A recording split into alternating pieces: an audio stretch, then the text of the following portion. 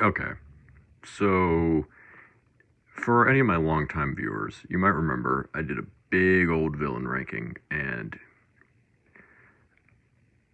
in it I talked about a character called Inner Jack. I said that he was a good villain. Actually, I said he was a perfect villain. But since then, I've alluded to him many times in my video without ever giving clear answers about why I love him so much. So, today, I'm going to talk about Inner Jack.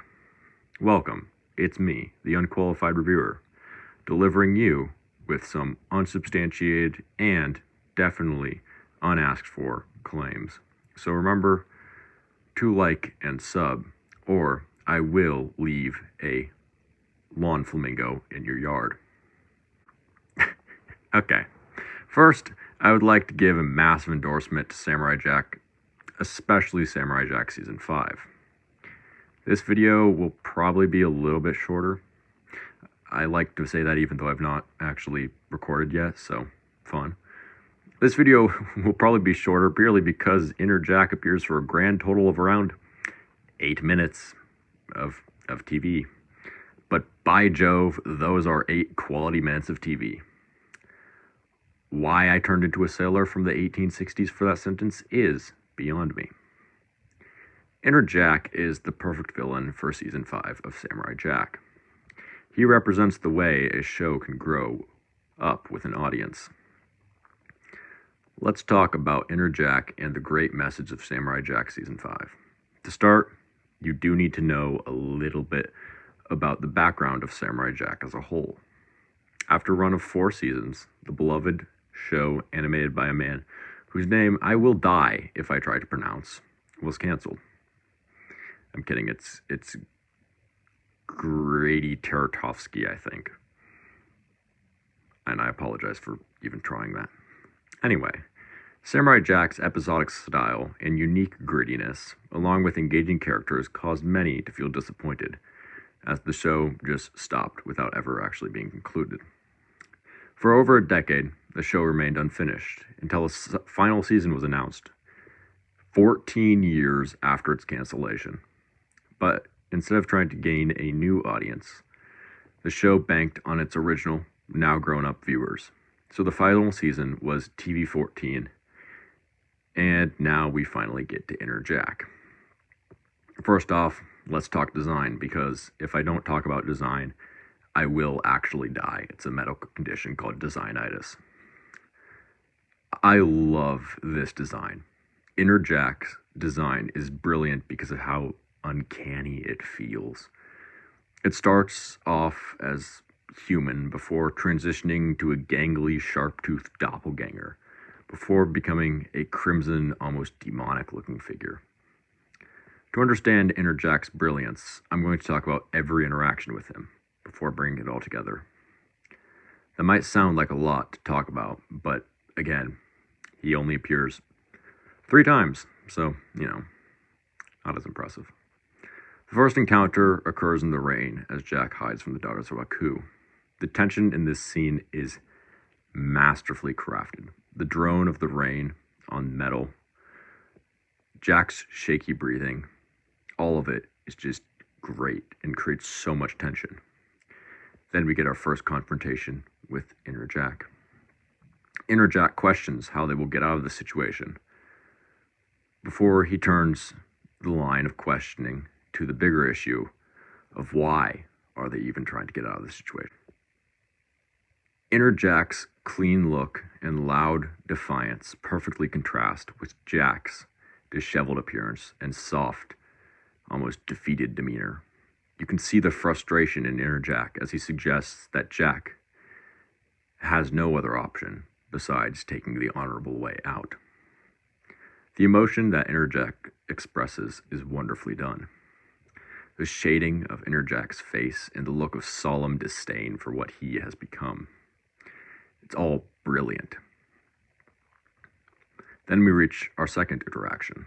The second interaction with him is my personal favorite, as it appears in episode XCIV. No, I am aware that is Roman numerals. No, I'm not even going to try to figure out what that number is. I don't care. Anyway, it is honestly my favorite episode of TV, probably just ever.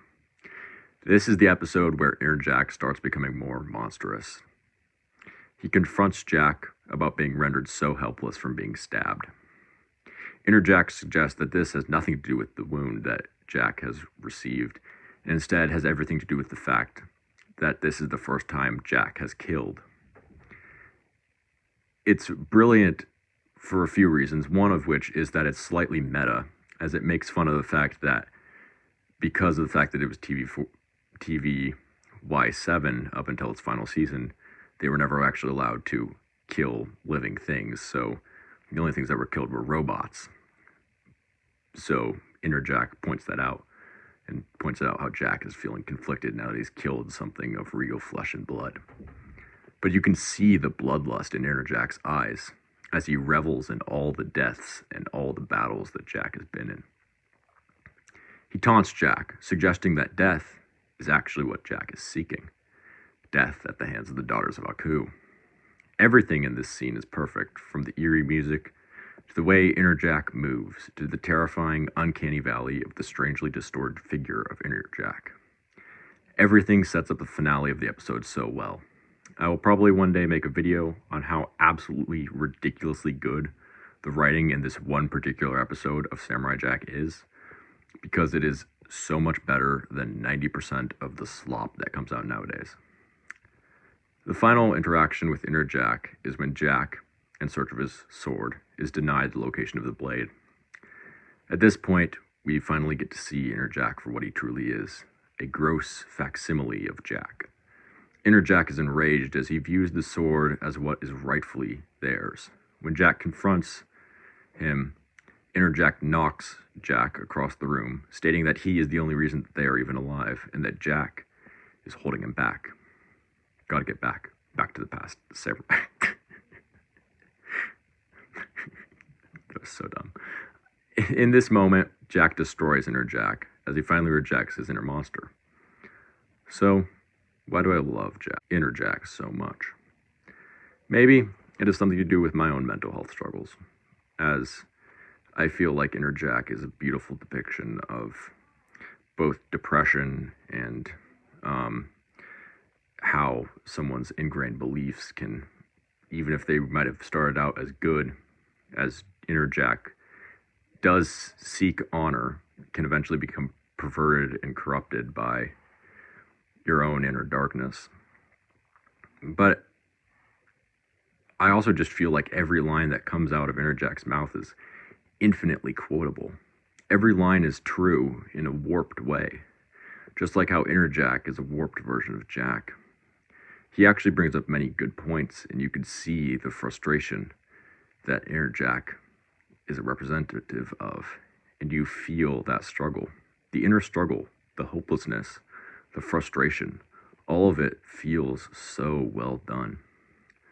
The way Inner Jack is justified in his rage to an extent is brilliant.